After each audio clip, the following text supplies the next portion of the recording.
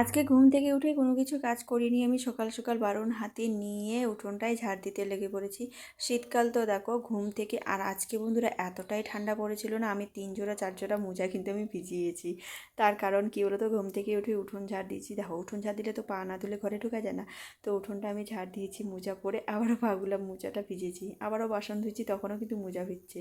আর তোমরা জানোই কিন্তু মোজা পরে কাজ করা একদমই যায় না। আমি কি করি, মাঝে সাঝে ওর বাবার বুটগুলো পরি, তাহলে কিন্তু মোজাটা রক্ষা পায়। দেখো এখনও কিন্তু আমি পরে আছি। আর আমার না ঠান্ডার মধ্যে একটা অসুবিধা কী বলো তো, ঠান্ডার মধ্যে আমার না পা ফুলে যায়, মানে হাতের আঙ্গুল না, পায়ের আঙ্গুলগুলো ফুলে যায়, জানি না কেন। তো গত বছর কিন্তু ফুলেনি 2 বছর ধরে, আর এবার কিন্তু এখনই কিন্তু আমার পা ফুলে গেছে আঙুলগুলো, তার জন্য দেখো এখনও কিন্তু আমি মোজা খুলিনি। ওই যে বললাম, সবার মোজাগুলো আমি কিন্তু পরে পরে ভিজিয়ে আবার নষ্ট করতেছি, আবার শুকাতে দিচ্ছি, যেহেতু রৌদ্র দিছে। আর এই দেখো চিরার ধানগুলা, দেখেছো তোমরা, চিরার ধানগুলো ভিজানো ছিল। আজকে হচ্ছে 3 দিন হয়ে গেছে, তো কালকেই ঝরা দেওয়ার কথা ছিল, যেহেতু ওর বাবা বাড়িতে ছিল না, সারাদিন ধূপগুড়ি, মানে ধূপগুড়ি থেকে আস্তে আস্তে রাত হয়ে গেছে, সারাদিন ওখানেই কেটে গেছে দিনটা। তো এখানে দেখো রোদ থাকতে থাকতে দুজনে মিলে ধানটাকে ঝরা দিয়ে দিলাম, আর বিকালবেলা ভাঙাতে নিয়ে যাবে। যদিও আজকে না ভাঙিয়ে দেয়, কালকে রবিবার ভাঙিয়ে দেবে। আর চিরার ধান তো ওরা না, মানে একটু একটু ধান নিয়ে গেলে চিরা মানে ভাঙাই দিতে চায় না। যখন অনেকজনে দেয়, তো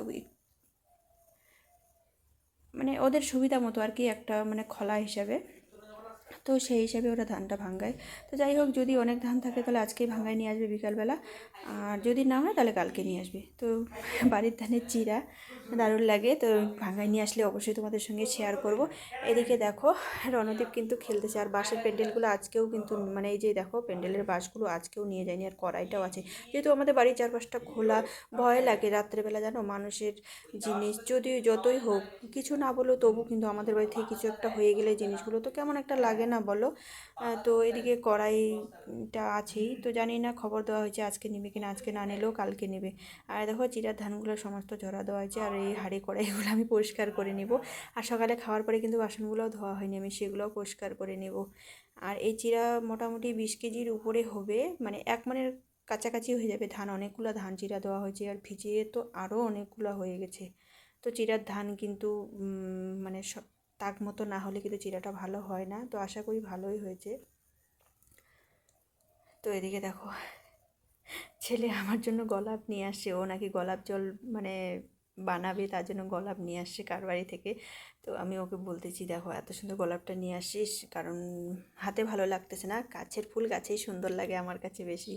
তো এত সুন্দর পিঙ্ক কালারের জবা, তো আমি বললাম যে জবা ফুলটাকে কিছু করিস না, আমি ওটা হচ্ছে কানে মাথায় দিব। বলছে না মা, আমি এটা হচ্ছে গোলাপ জল বানাবো, মানে মোবাইলে দেখেছে, তো তার জন্যই কিন্তু ও নিয়ে আসছে।